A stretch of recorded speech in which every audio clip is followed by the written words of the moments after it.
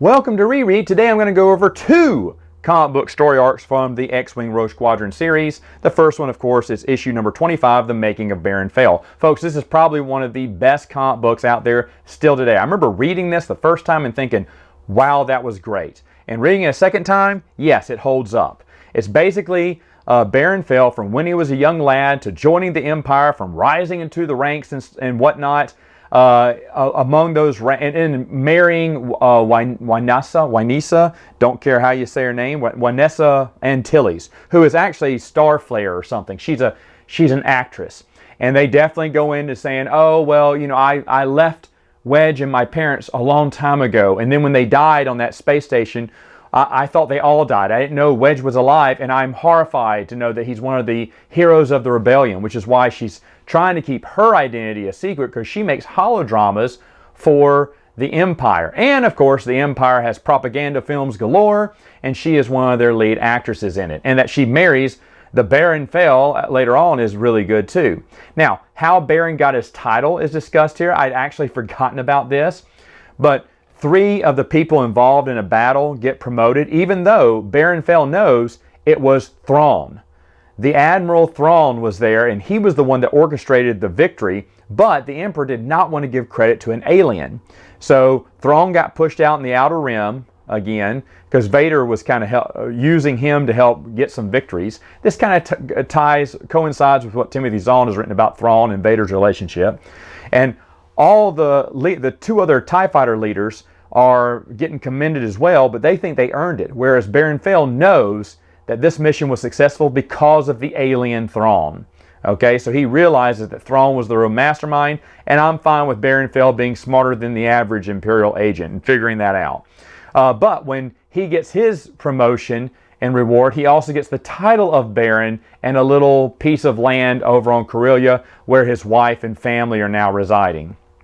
And so it basically goes through the ranks of that, and at the very end of this story, as he's telling Wedge his whole history, he says, and I will join the rebellion if you promise to save my wife. Because he thinks, now that I'm captured, you know, my wife has no protection. If a Sard is investigating, she may find the connection that she is Wedge Antilles' sister and kill her, and he doesn't want that happening. So he's agreed to help out the Rogue Squadron in exchange for them saving her, which is what they try to do in the next 2-issue story arc called Family Ties. Plore has been back since the very beginning, so I guess her leaving the Rogues at the end of Warrior Princess was very short-lived. She comes back immediately, and now she has hair. Now, I don't know if she had hair previous to this, like in the Emperor's Surface. I think she was wearing a helmet a lot of the time, or maybe I just didn't recognize it was her, because she's usually, her trait was that she was bald, okay? But I guess they decided, no, let's not make her bald anymore, let's give her hair. Okay, but that was her whole trait leading up to X-Wing. She was the bald-headed girl. So I don't know, and by the way, she is drawn like China from the WWE, like just this big muscle woman that's more muscle than anything. It looks like a man's body with her head on top of it at times.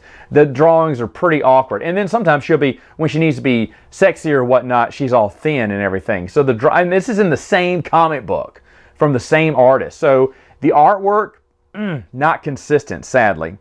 But Plore in Family Ties, this 2-part story arc, she is practically the leader. She's leading the mission, I guess.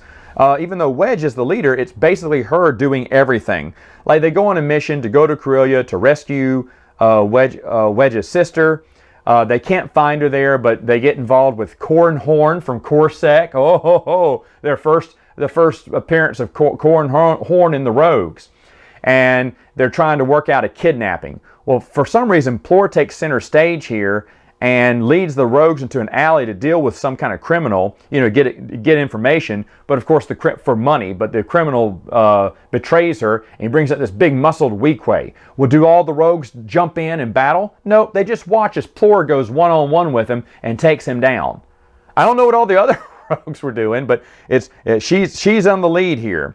Anyway, there's another one where I still don't know who it was, but someone shot, they finally find the Imperial kidnapper with the baby of, I guess the Baron Fell. No, it's his sister-in-law. It's her baby.